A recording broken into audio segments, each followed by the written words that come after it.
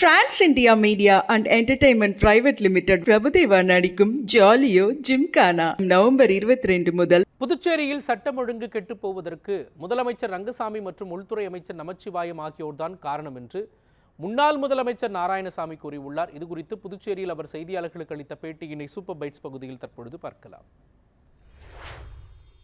புதுச்சேரி மாநிலத்தில் ஒரு அமைச்சராக இருந்து பல முக்கியமான துறைகளை வைத்து பதவி சுகத்தை அனுபவித்து வந்த நமச்சிவாயம் என்னை பார்த்து நாராயணசாமி ஆட்சியில் சட்டம் ஒழுங்கு கெட்டுவிட்டது என்று கூறுகிறார்.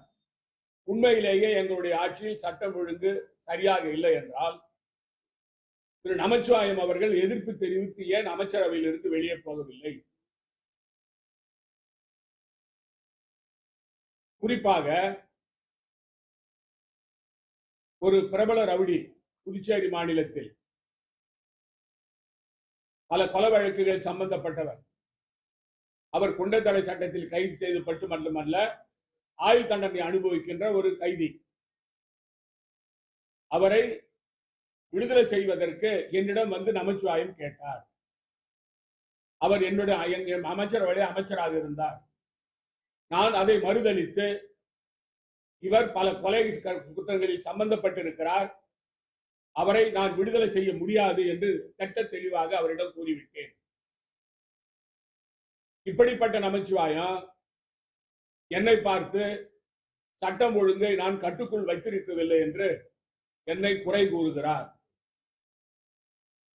அதாவது அவர் இனிமேல் என்னை பற்றி என்னுடைய ஆட்சியில் சட்டம் ஒழுங்கு சரியில்லை என்று சொன்னால் அவர் யாருக்காக என்னிடம் சிபாரிசுக்கு வந்தார், நான் அதை ஏன் மறுதளித்தேன் என்பதை பகிரங்கமாக மக்கள் மத்தியில் சொல்ல வேண்டிய நிலைமை ஏற்படும்.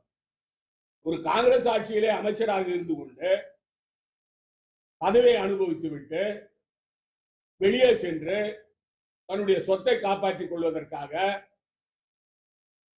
தான் சிறையில் செல்லக்கூடாது என்பதற்காக பாரதிய ஜனதாவிலே சேர்ந்து இப்பொழுது அமைச்சராகிவிட்டால்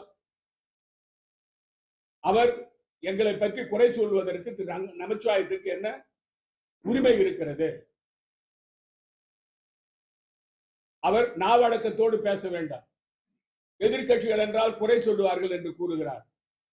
புதுச்சேரியில் சட்டம் ஒழுங்கு கெட்டு போனதற்கு முதலமைச்சர் ரங்கசாமியோ உள்துறை அமைச்சர் நமச்சிவாயமோ முக்கிய காரணங்கள்.